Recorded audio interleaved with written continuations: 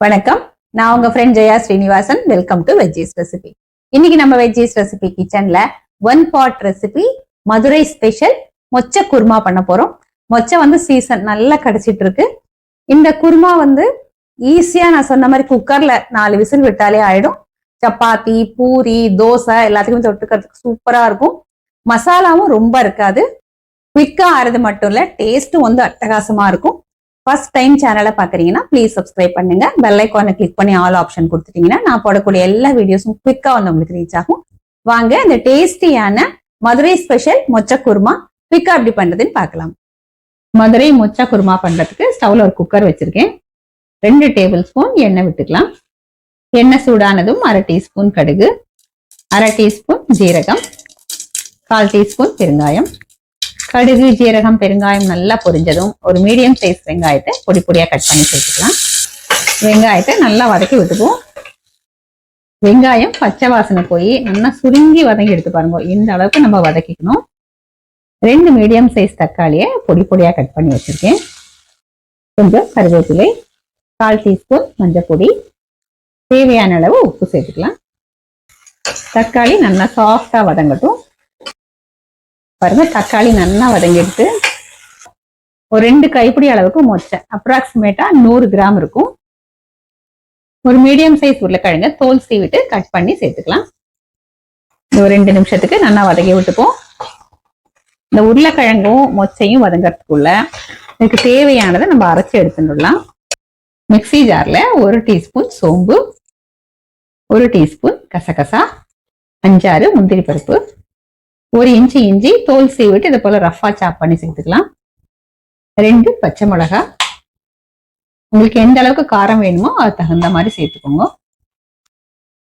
4 table spoon ஃப்ரெஷ்ஷா துருவினா தேங்காய் துருவல்.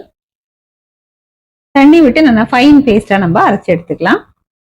உருளைக்கிழங்கு மொச்சையை 2 நிமிஷத்துக்கு நல்லா வதக்கியாச்சு. நம்ம அரைச்ச பேஸ்ட்டை சேர்த்துருவோம். மிக்சி ஜார்ல ஒரு 150 ml தண்ணி விட்டுருக்கேன். நல்லா கலந்து சேர்த்துருவோம். 1/4 டீஸ்பூன் கரம் மசாலா, அது நல்லா மிக்ஸ் பண்ணி விட்டுக்கலாம். ரொம்ப திக்கா இருந்தா இன்னும் கொஞ்சம் தண்ணி கூட விட்டுக்கலாம். ஒரு கொதி வரட்டும். ஒரு கொதி வந்தாச்சு. ஒரு தடவை நல்லா மிக்ஸ் பண்ணி விட்டுக்கலாம். குக்கர் மூடிய மூடிட்டு 4 விசில் வர வரைக்கும் நம்ம வேக வச்சு எடுத்துப்போம். குக்கர் விசில் வந்து ப்ரெஷரும் ரிலீஸ் ஆயாச்சு. இப்போ குக்கர் மூடிய திறந்துடலாம். இது நல்லா மிக்ஸ் பண்ணி விட்டுப்போம். பர்ஃபெக்டா வெந்திருக்கு. நமக்கு கன்சிஸ்டன்சி இன்னும் கொஞ்சம் தண்ணியா வேணும் அப்படின்னா கொஞ்சம் வெந்நீர் விட்டுக்கலாம். கன்சிஸ்டன்சி பாருங்க, சப்பாத்தி பூரிக்கெல்லாமே கரெக்டா இருக்கும். உருளைக்கிழங்கு மொச்சை எல்லாமே வந்து நல்லா சாஃப்டா வெந்திருக்கு. கொஞ்சம் பொடியா கட் பண்ணா கொத்தமல்லியை தூவிக்கலாம். நல்லா மிக்ஸ் பண்ணிட்டு சர்விங் பவுலுக்கு மாத்திப்போம்.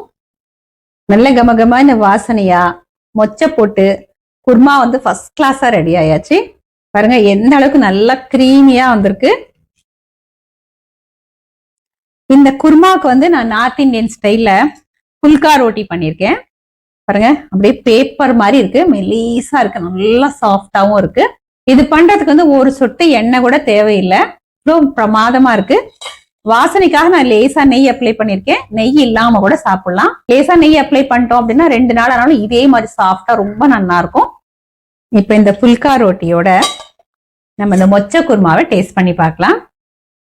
பாருங்க 2 விரல் அப்படி பிக்கிறதுக்கு வந்துடுது, அவ்வளவு சாஃப்டா இருக்கு.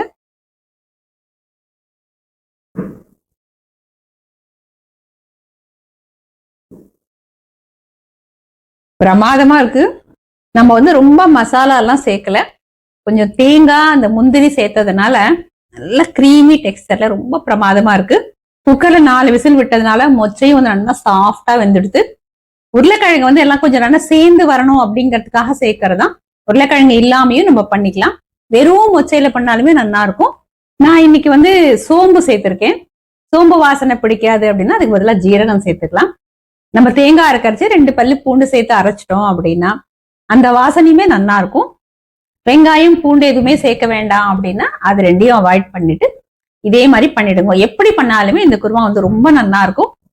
சப்பாத்தி பூரியோட நம்ம இந்த கன்சிஸ்டன்சில பண்ணா தொட்டுக்கிறதுக்கு நல்லா இருக்கும். இதே தோசைக்கு பண்றோம்னா கொஞ்சம் தண்ணியா நம்ம பண்ணிக்கலாம்.